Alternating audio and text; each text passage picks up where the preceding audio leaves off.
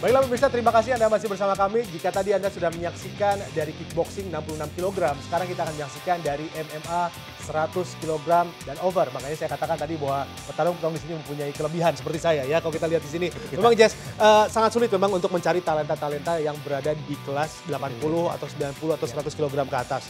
Memang kita akan menyaksikan di MMA 100 kg kali ini. Tapi mungkin Anda melihat ada beberapa keistimewaan dari kelas ini.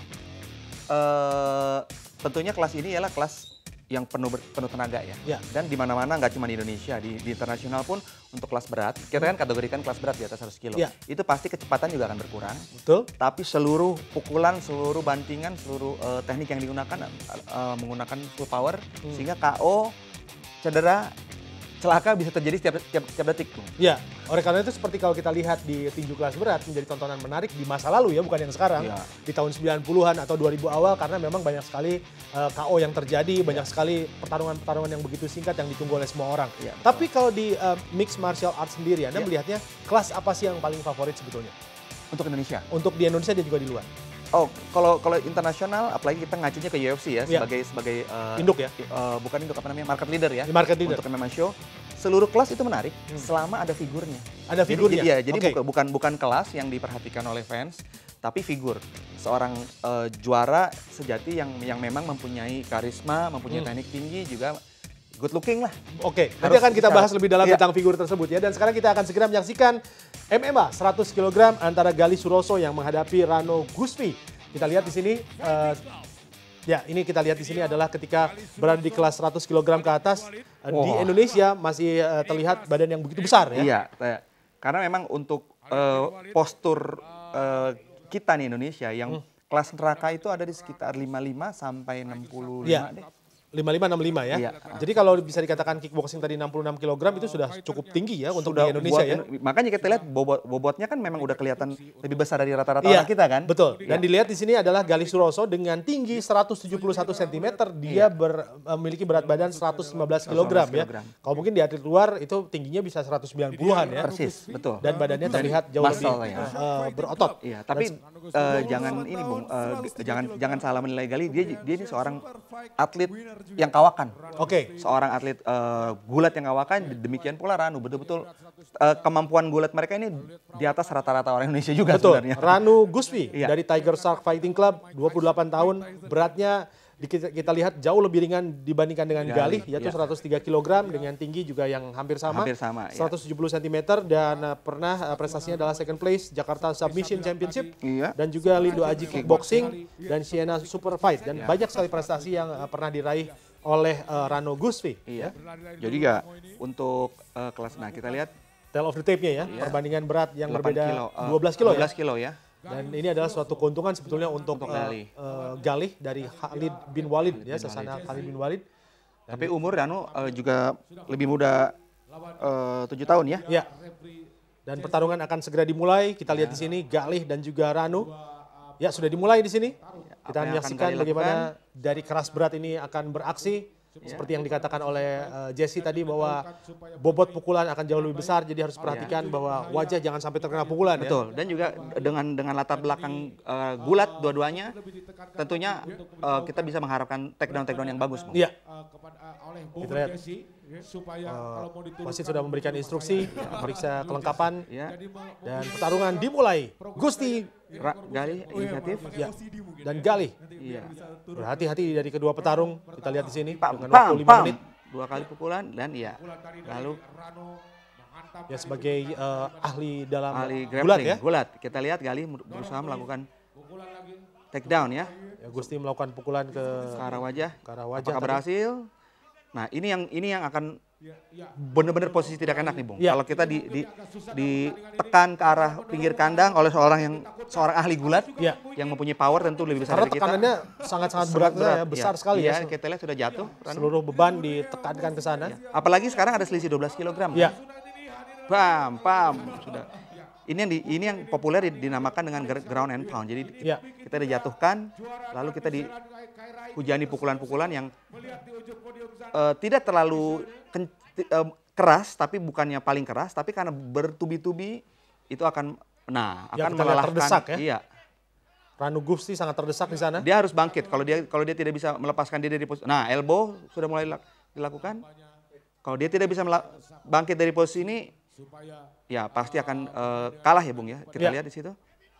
Seolah-olah tidak ada cara untuk keluar ya bagi Ranu sendiri. Karena selain kapabilitas Gali yang tinggi untuk melakukan ground and pound dari latar belakang gulat dia juga mempunyai keuntungan 12 kg tadi. Bung.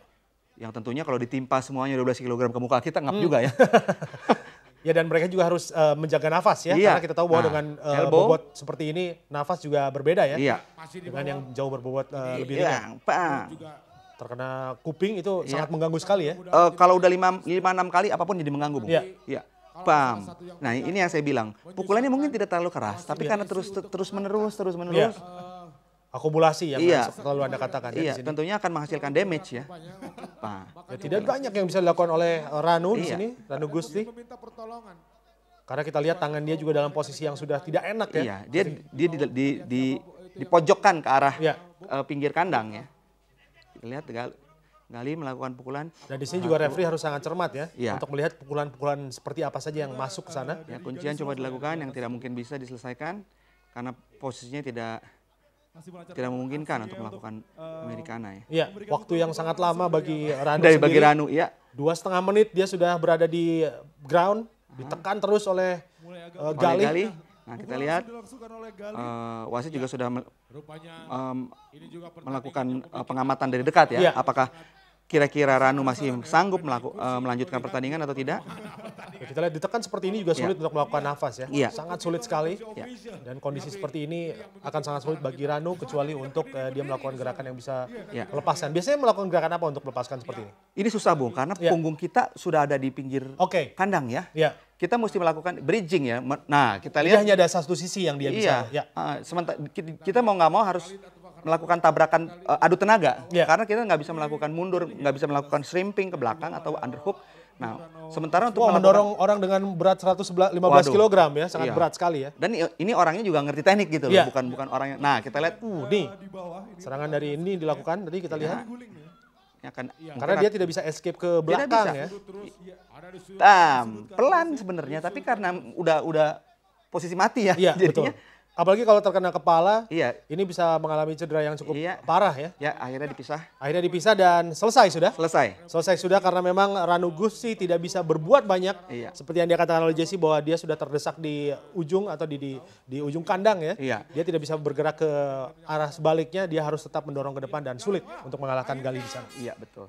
Nah di sini kita lihat memang, juga tidak ada keberatan dari Ranu ya, karena kedua fighter ini adalah atlet yang betul-betul berpengalaman. Jadi Ranu juga mengerti bahwa posisinya itu sudah tidak memungkinkan dia untuk melanjutkan pertandingan, biarpun belum ada cedera ya. Betul. Ya di sini belum ada cedera, belum terlihat dalam tanda kutip kalah ya dalam secara apa namanya fisik ya, tapi memang sudah terdesak. Dan ini kesalahan di awal adalah ketika dia terdesak ke ujung dari cage ya di sini. Dan memang sangat sulit kita lihat mendorong petarung yang memiliki berat 115 kg tadi. Karena dengan kelelahan yang akan bertambah banyak di Ranu, ditakutkan Gali dengan posisi. Nah kita lihat pukulan masuk. Ini barangkali yang dialami oleh atlet sumo ya, ketika menghadapi pesumo yang jauh lebih besar ya. Iya, tidak bisa bernapas. Tidak bisa bernapas, sulit sekali untuk keluar di sana. Dan kita lihat ini ada statistik pukulan dari Ranu Gusti hanya 2 head punch, sementara kita lihat di sini yang masuk dari Gali Suroso ada 4 dan juga 2. Ya, ini adalah statistik dari pertarungan tersebut dan dimenangkan oleh Gali Suroso dari Khalid bin Walid sasananya. Sasana Khalid bin Walid. Ya, dengan sebelumnya rekornya 5 kali menang, 4 kali kalah, sekarang menambah menjadi 6 kali menang. Pak Haji Edwin Sanjaya yang langsung memberikan medali, Bung, sebagai presiden dari duel. Ya, presiden dari duel yang senantiasa juga mengadakan acara-acara seperti ini ya. Betul. Dan itulah pertarungan dari kelas MMA 100 kg antara Gali Suroso menghadapi Ranu Gusti yang dimenangkan oleh Gali Suroso di ronde pertama. Tadi yang menarik sebetulnya dari kelas yang sudah kita lihat di bawahnya dari edisi-edisi sebelumnya, ada sedikit perbedaan teknik ketika berada di ground ya. Mungkin tidak banyak teknik yang terlihat di sini, hanya menekan saja, tidak banyak kuncian yang terlihat di kelas 100 kg. Bukan dari kelasnya Bung, tapi karena memang latar belakang Gali itu ialah seorang wrestler. Jadi seorang wrestler itu sangat luar biasa dalam melakukan pinning. Pinning itu artinya melakukan tekanan jadi ya. Jadi tidak banyak variasi ya? Atau gimana? upayanya dilakukan untuk mencegah lawan untuk dapat bangkit kembali. Oke. Berbeda dengan seorang grappler dari Brazilian Jiu-Jitsu. Itu kaki yang diarah. Kuncian dia. Dia selalu melakukan kuncian. Nah, kalau untuk wrestler dia melakukan pinning karena buat di olahraga wrestling sendiri kan pinning itu udah merupakan poin ya di amatirnya. Oke, itu adalah ilmu lagi tambahan buat saya dan juga pemirsa. Ada sedikit perbedaan dari Brazilian Jiu-Jitsu dan juga wrestler, bagaimana cara mereka menekan lawan ketika berada di ground. Luar biasa ya pengamatan Anda. Dan setelah ini kita juga akan menyaksikan pertandingan kembali dari kelas MMA 56 kg. Pertandingan yang tidak kalah seru, tapi harap bersabar karena kami akan kembali setelah jeda iklan berikut ini.